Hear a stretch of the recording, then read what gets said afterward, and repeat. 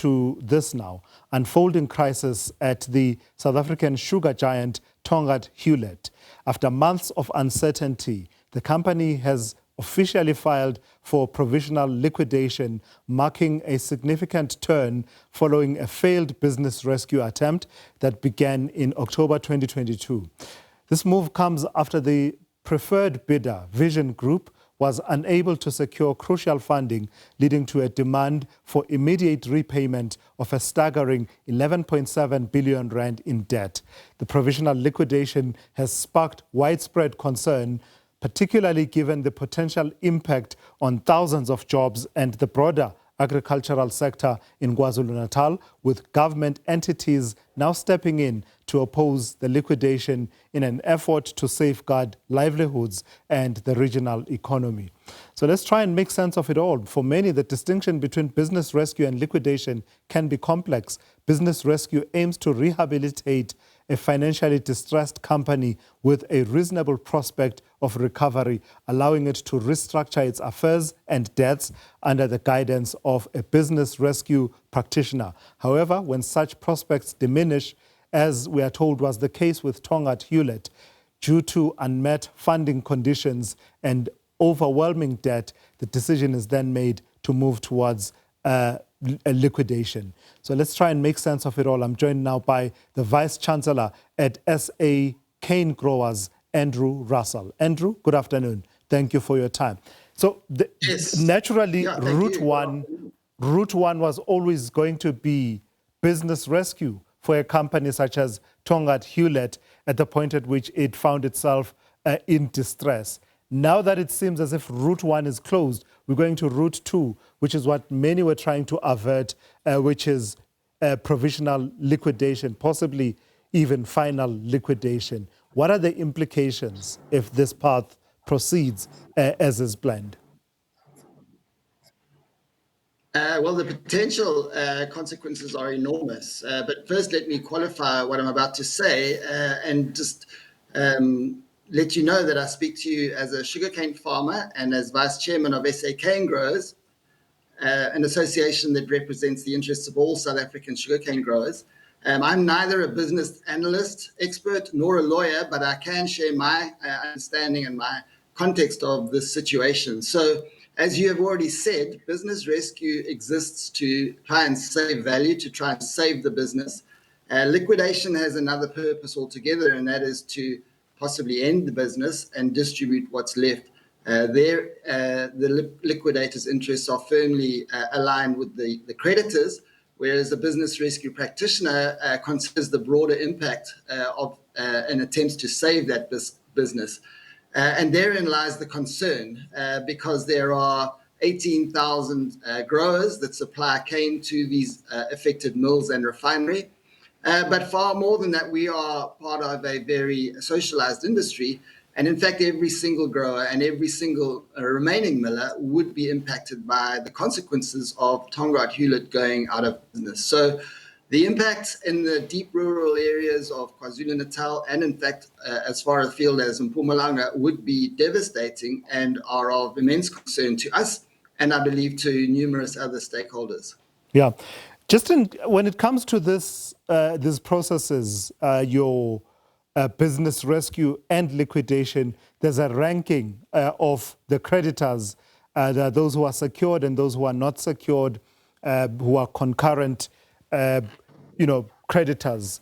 Where do the suppliers of Tongaat Hulett, perhaps without talking to the intricacies of it all, but my understanding is that actually the cane growers are among those people who are owed significant amounts and may now face the prospect of having to wait even longer if paid at all.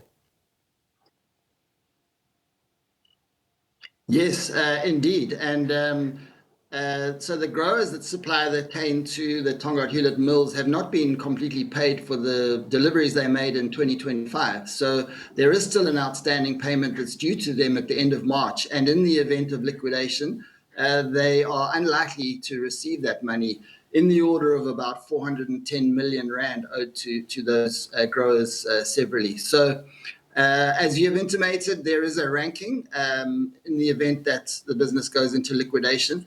and the growers and numerous other service providers to Tongaat Hulett don't sit at the top of that ranking.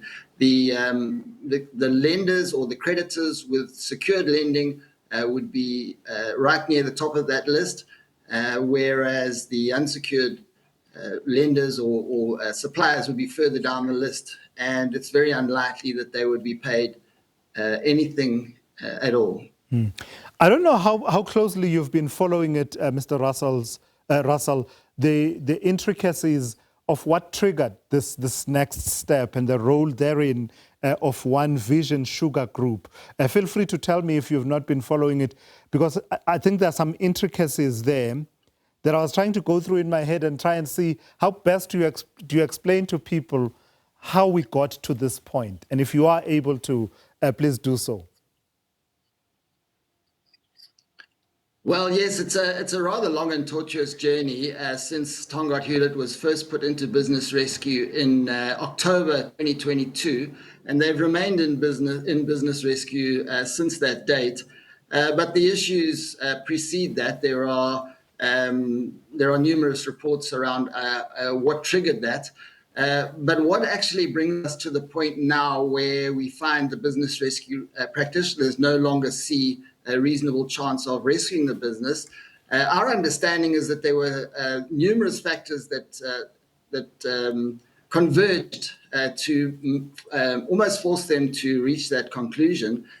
Primarily, those factors were the fact that the sale agreement between Tongaat Hulett Sugar and the Vision Group, which, as you've said, is the primary preferred purchaser, that sale agreement was allowed to lapse on the 7th of February.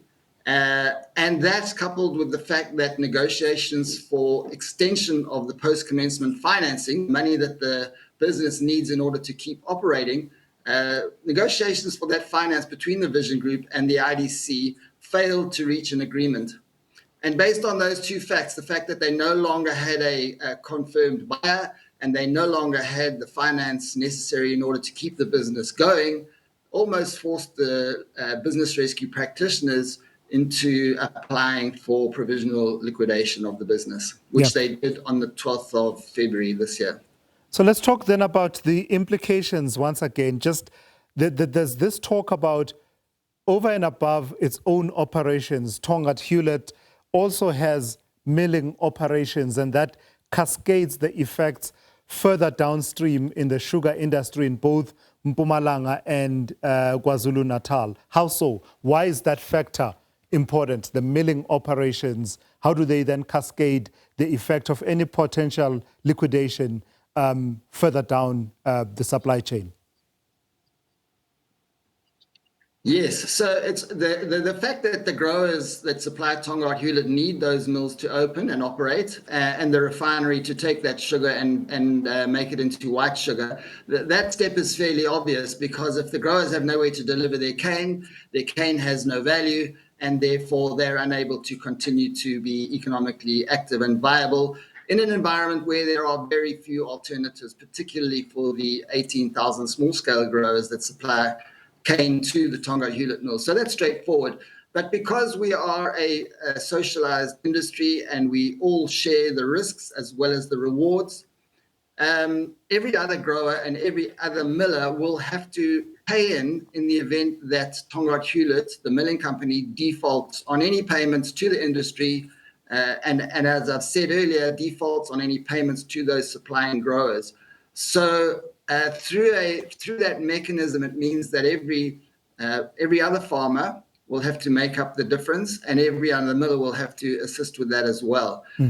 It will also cause an enormous amount of distress and impact on those mills surrounding the Tongaat Hulett mills, because we now have an oversupply of sugarcane. We have a huge contingent of unemployed people in a deep rural area where there aren't many other alternatives, and the social unrest is likely to be considerable. That will impact the operation of those mills. So there's a financial aspect, but there's also a social disaster aspect that will affect all of the rest of the rural areas of KwaZulu-Natal, the sugarcane growers, as well as the rural towns, and also in Mpumalanga. around the sugar belt to the south of between Swaziland and the Kruger Park.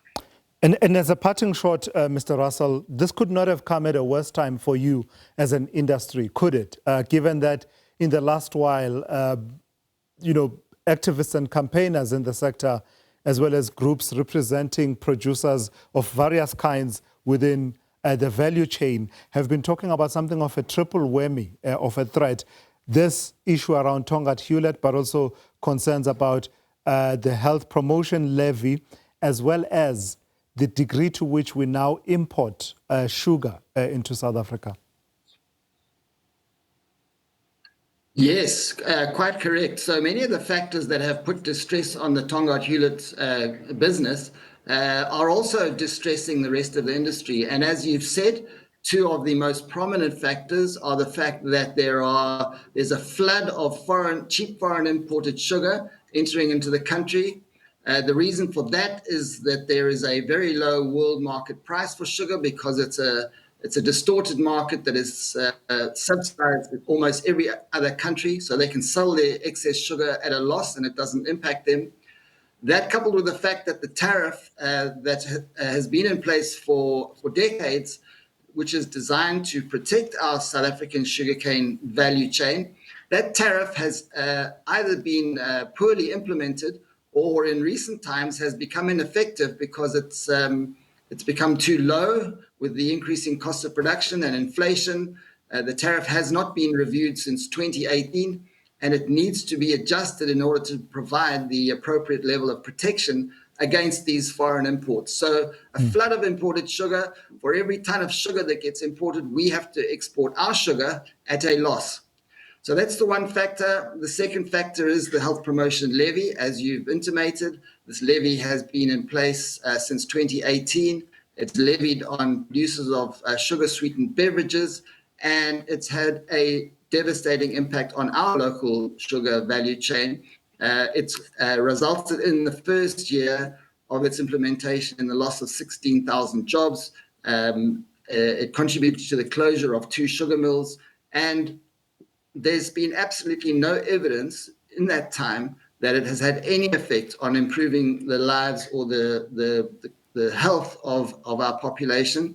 In fact, there is evidence to suggest that despite the fact that people have perhaps drinking a little bit less sugar-sweetened drinks, there's been no effect on these on the diseases that it was designed to address.